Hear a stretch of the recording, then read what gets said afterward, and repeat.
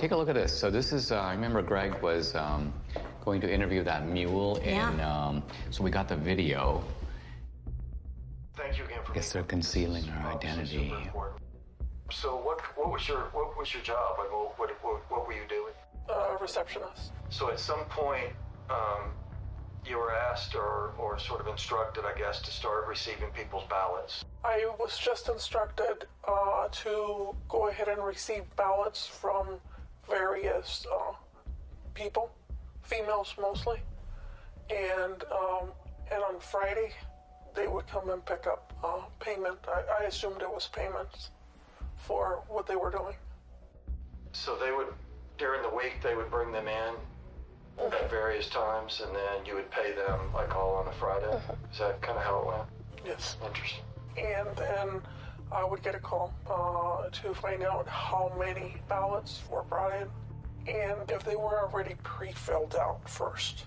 And she would come to the office, look at them, and then before she left, she would either take them herself, but other times she would ask me if I could drop them off at the library. So what was the instruction?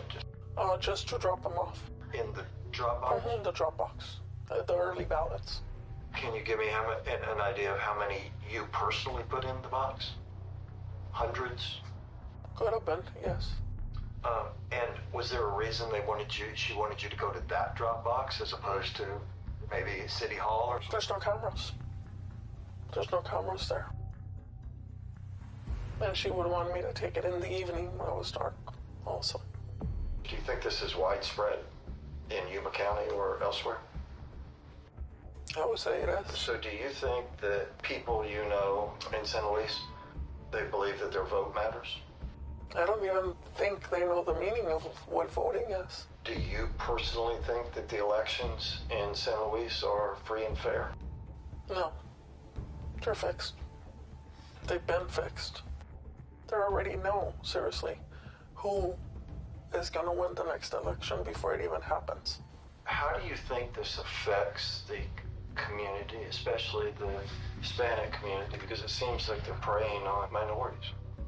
They're an easy target because most of the Hispanics that live in the town are not well educated as far as the law. They look at it mostly as, oh, she's trying to help us because we're older, because she's having someone come and pick it up at my house, because I don't drive. Most of them, maybe, I would say honestly, 90% of the elderlies that live in San Luis don't drive or have relatives that are willing to drive them to do this, to go to the voting polls. Back when I first moved into the city of San Luis, I did have somebody come and knock on my door and ask for my ballot. And it was somebody I knew and that I had known for many years since I was a child. And up to this day, that person does not talk to me because I said there was no way I was giving them my ballot. What a brave woman to do this. Totally. I call it the Mexican mafia, seriously, because they work like that. It seems like we need to do a better job of maybe educating folks or helping people understand that this stuff's not okay. I offered a long time ago, but again, they told me, oh, don't do it because you're going to end up in the trash can in pieces. What do you think it's going to take to get this trafficking to stop? For people to get caught and pay the price. Wow. Unbelievable.